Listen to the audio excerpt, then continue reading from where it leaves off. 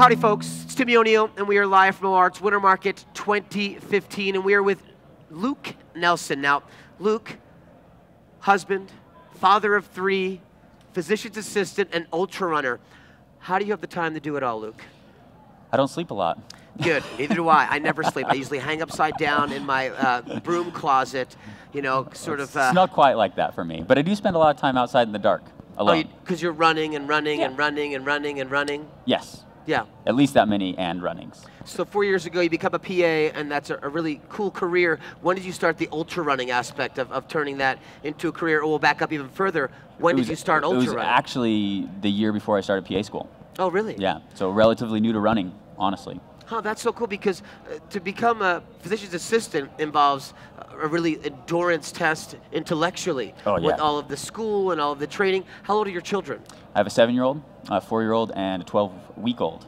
Oh, wow. High five. Congratulations. That's Thanks. so beautiful. So as far as the endurance in Patagonia and going down to Patagonia, you did have to leave the kids and your PA work for how long? We were down there for 18 days. Cool. And Anders, our son, it was only 8 weeks old. So that was a little bit of a challenge. Sure. My wife certainly stepped up to the plate to help this opportunity happen.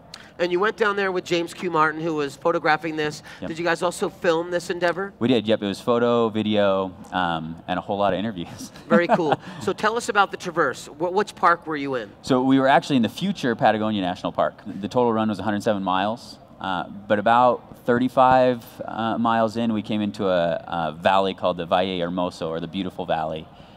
Stopped us in our tracks. I've run all over the world in incredible mountain ranges, and by far the most beautiful place I've ever seen.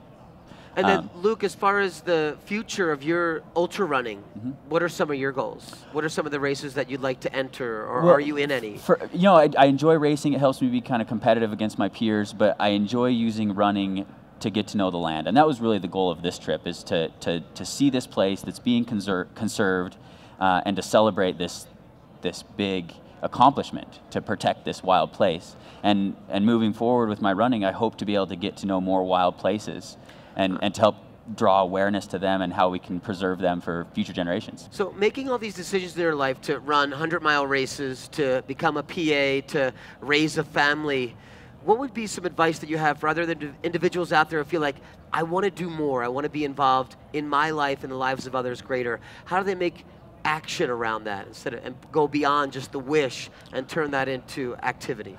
That's a great question. I think that right now, with the way that the world is, it's easy to see problems, and it's easy to sit back and complain about problems and the issues that you have with whatever it is, whether it's conservation or the government or whatever it is. And really what you have to do is, instead of just complaining about it, take action. And it might be a little step. It might be that you're going to go clean up litter on your local trails. And that's conservation at a certain level, and that's a good place to start. Well, Luke Nelson, Timmy, thank you. Way to stay active and make it happen. I Thanks. think it's up to the individual to make their life as beautiful and as wonderful as possible. You're doing a great job. Absolutely. It's Timmy O'Neill signing off with Luke Nelson live from OR.